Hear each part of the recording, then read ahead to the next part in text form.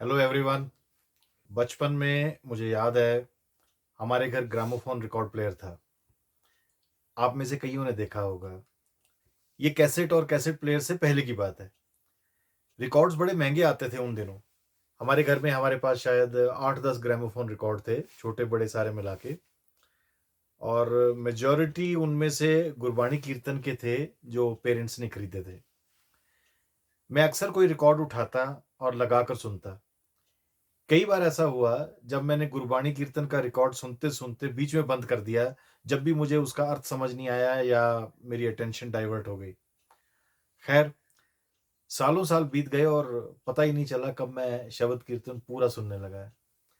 खास करके तब जब खुद से, भीतर से सुनने की इच्छा होती। मैंने ये रियलाइज़ किया कि कोई भी सॉन्ग या म्यूज़िक या कुछ भी जिसको सुनने की भीतर से इच्छा या प्यास जागे, अगर उसे मैं सुनना या पीना शुरू करूँ और बीच में अधूरा छोड़ दूँ, वो कहीं बीच में ही मेरे ज़हन में, मेरे दिमाग में, मेरी ज़ुबान पर, मेरी कॉन्शियसनेस में कहीं अटक जाता है। मझधार में, अधर में। I feel suffocated, uncomfortable. और उस भीतर की चुभन से मैं तब तक मुक्त नहीं होता, उस सूली से तब तक मेरी रूह नहीं उतरती, मुक्त नहीं होती, आगे नहीं बढ़ती, जब तक कि मैं वापस दोबारा उस म्यूज़िक या सॉन्ग या कंपोज़िशन या बात को पूरा सुन ना लूँ, पूरा ना कर लूँ। मैंने ये भी रियलाइज़ किया कि ये साइकोलॉजिकल फेनोमेनन सिर्फ़ संगीत तक ही सीमित नहीं है, बल्कि लाइफ़ के सारे एस्पेक्ट्स में लागू होता है।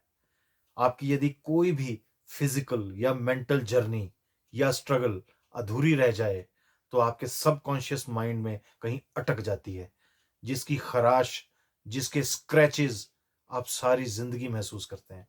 भले आपको पता भी ना चले कि ऐसा आप क्यों महसूस कर रहे हैं। आपका कोई भी लाइफ एक्सपीरियंस अगर बीच में अधूरा रह जाए, वो पूरा हुए बिना आपकी जान नहीं छोड़ता। After all, what are you except your mind and your feelings. आपका कोई रिश्ता, आपकी कोई यात्रा, कोई इच्छा अगर अधूरी रह जाए, तो आपके वजूद में कहीं फ्रीज़ हो जाती है। अदृश्य हो सकती है, पर गुमती नहीं।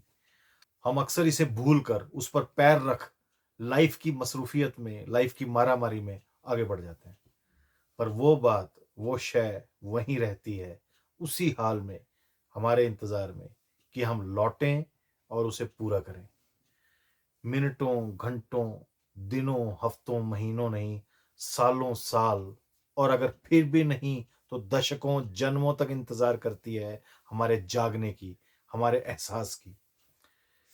अगर आपकी लाइफ़ में कोई खलिश है, चुभन है, कन्फ्यूज़न है, अधूरापन है, बेचैनी है, कमी है, तो थोड़ा रुकें और रुक कर सोचें, पीछे मुड़कर देखें, जाकर देखें कि कहीं आपका पीछे कुछ अधूरा तो नहीं है। भले कुछ बातों को पूरा करना संभव ना हो, पर बहुत मुमकिन है कि आपके पलट देखने या एहसास करने मात्र से आप फ्री हो जाएँ। जैसा ओशो ने भी कहा है कि तथ्य की स्वीकारोक्ति में ही तथ्य से मुक्ति है। लाइफ में जहाँ तक हो सके कोशिश करें कि कभी किसी को मझधार में ना छोड़ें, कोई कर्म अधूरा ना छोड़ें या कोई रिश्ता, यात्रा, जिस्मानी, मानसिक या रूहानी शुरू ना करें, और यदि करें तो उसको बीच में ना छोड़ें। ऐसा अक्सर होगा कि कोई असाइनमेंट हाथ में लेने के बाद आपको लगेगा कि वो आपके बस की नहीं या उसमें कई मुश्किलें हैं। पर जो भी हो, कोशिश करें कि वापसी या क्विट करने की ऑप्शन को फिलहाल भुला दें।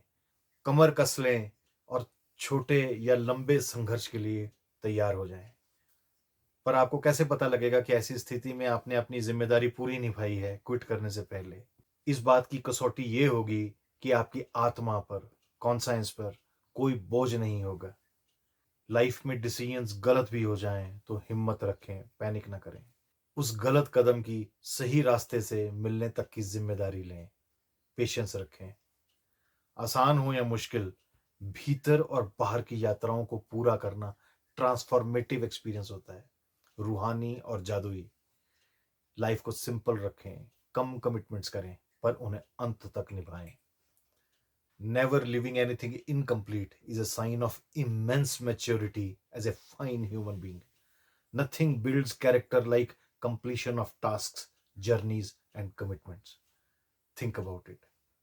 Thank you for your time. God bless you.